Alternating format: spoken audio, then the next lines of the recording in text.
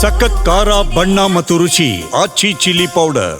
ಸಭಾಪತಿಗಳೇ, ಚುಕ್ಕೆ ಗುರುತಿನ ಪ್ರಶ್ನೆ 773 ಕನ್ನಡ ಮತ್ತು ಸಂಸ್ಕೃತಿ ಹಾಗೂ ಹಿಂದುಳಿದ ವರ್ಗಗಳ ಕಲ್ಯಾಣ ಸಚಿವರನ್ನ ಕೇಳಬಯಸ್ತೇನೆ. ಮಾನ್ಯ ಸಭಾಪತಿಗಳಿಗೆ ಉತ್ತರವನ್ನು ಒದಗಿಸಲಾಗಿದೆ. ಮಾನ್ಯ ಸಭಾಪತಿಗಳೇ, ಉತ್ತರವನ್ನ ಕೊಟ್ಟಿದ್ದಾರೆ. ಇದು ಬಂದು ಮುಖ್ಯವಾಗಿ ಕನ್ನಡ ಭಾಷೆಯನ್ನ ಫಲಕಗಳಲ್ಲಿ, ನಾಮಫಲಕಗಳಲ್ಲಿ ಅಳವಡಿಸ್ತಕ್ಕಂಥ ಒಂದು ಅಭಿಯಾನ ಏನು ಶುರು ಮಾಡಿದ್ರು ನಮ್ಮ ಸಚಿವರು, ನಮ್ಮ ಸರ್ಕಾರದಲ್ಲಿ, ಅದು ಸಂಪೂರ್ಣ ಆಗಿಲ್ಲ ಅನ್ನುವಂಥದ್ದನ್ನು ನಾನು ಕೇಳಿದ್ದೇನೆ.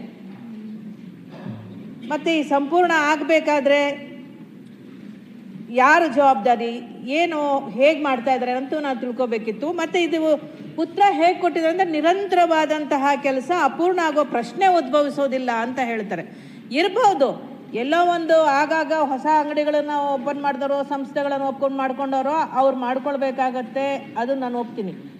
ಆದರೆ ರಾಜ್ಯದಲ್ಲಿ ಎಲ್ಲ ಜಿಲ್ಲೆಗಳಲ್ಲೂ ಕೂಡ ಜಿಲ್ಲಾಧಿಕಾರಿಗಳ ಉಸ್ತುವಾರಿಯಲ್ಲಿ ಮಾಡಿದ್ದೇವೆ ಅಂತಕ್ಕಂಥದ್ದನ್ನು ಹೇಳಿದ್ದಾರೆ. ರಾಜ್ಯದಲ್ಲಿ ಬೇರೆ ಬೇರೆ ಕಡೆ ನೋಡಿದಾಗ ಕೆಲವೊಂದು ಜಿಲ್ಲೆಗಳಲ್ಲಿ 100%, ಹುಬ್ಬಳ್ಳಿಯಲ್ಲಿ ಬಹಳ ಚೆನ್ನಾಗಾಗಿದೆ, ಅದೇ ಮೈಸೂರಲ್ಲಿ ಆಗಿಲ್ಲ. ಹೀಗೆ ನಾವು ನೋಡಿದಾಗ ಅಲ್ಲಲ್ಲಿ ನಮಗೆ ಅಪೂರ್ಣತೆ ಕಾಣ್ತದೆ. ಈ ಅಪೂರ್ಣತೆಯನ್ನು ಬಹಳ ನೀವು ಏನಂತೀವಿ, ಕಡ್ಡಾಯವಾಗಿ ಮಾಡಲೇಬೇಕು ಅನ್ನುವಂಥ ಮನಸ್ಸಿಟ್ಕೊಂಡಿರೋರು ಯಾಕೆ ಇನ್ನೂ ಅದು ಸಂಪೂರ್ಣವಾಗಿ ಜಾರಿ ಆಗ್ತಾ ಇಲ್ಲ? ಈ ನಮ್ಮ ಕಾಯ್ದೆಯಲ್ಲಿ ಒಂದು ಅದಕ್ಕೆ ನಾನು ಉತ್ತರ ಕೊಡಿ.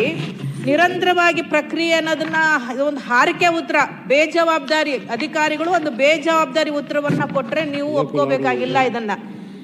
ಮತ್ತೆ ಇದಕ್ಕೆ ಸಂಬಂಧಪಟ್ಟ ಹಾಗೆ ಸಮಗ್ರವಾಗಿ ಕನ್ನಡವನ್ನು ಕಡ್ಡಾಯವಾಗಿ ಅನುಷ್ಠಾನಗೊಳಿಸಬೇಕು ಅಂತ ಹೇಳಿದ್ರೆ ಕಾಯ್ದೆಯಲ್ಲೇ ಹೇಳಿದ್ರಿ ರಾಜಭಾಷಾ ಆಯೋಗ ಆಗಬೇಕು ಅಂತ. ಆಯೋಗದ ರಚನೆ ಆಗಿಲ್ಲ.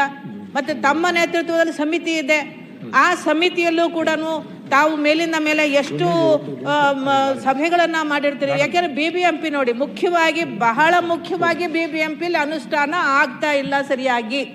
ಬೆಂಗಳೂರಲ್ಲಿ ಮಾನ್ಯ ಸಭಾಪತಿಗಳು ತಾವು ನೋಡಿದಿರಿ.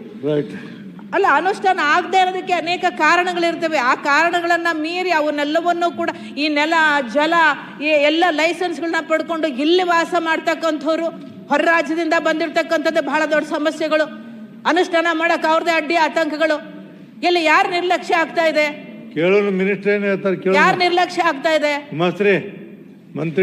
ಮತ್ತೆ ಇವರು ಸಮಿತಿಗಳು ಮಾಡಿದಾರ ಕೇಳಿ ಮಾನ್ಯ ಸಭಾಪತಿಗಳೇ. ಅನುಷ್ಠಾನ ಸಮಿತಿ ರಾಜ್ಯ ಮಂತ್ರಿಗಳಿಂದ ಇರಬೇಕು, ಪ್ರತಿ 3 ತಿಂಗಳು ಮೀಟಿಂಗ್ಗಳಾಗಬೇಕು.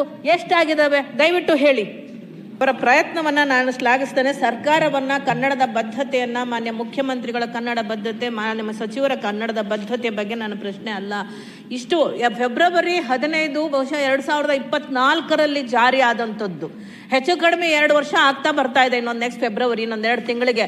ಆ ಎರಡು ವರ್ಷದಲ್ಲಿ ಈ ಒಂದು ಸಮಿತಿಗಳು, ನೀವು ರೂಲ್ಸ್ ಫ್ರೇಮ್ ಮಾಡೋದಕ್ಕೆ ಇಷ್ಟು ತಡ, ಸಮಿತಿಗಳನ್ನು ಮಾಡೋದಕ್ಕೆ ಇಷ್ಟು ತಡ, ಮತ್ತು ನಿಮ್ಮ ರಾಜ್ಯ ಸಮಿತಿ ಆಗೋದಕ್ಕೆ ಇಷ್ಟು ತಡ ಅಂದರೆ ಹೇಗೆ ಇದನ್ನು ಅನುಷ್ಠಾನ ಶೀಘ್ರವಾಗಿ ಮಾಡಲಿಕ್ಕೆ ಸಾಧ್ಯ ಆಗ್ತದೆ?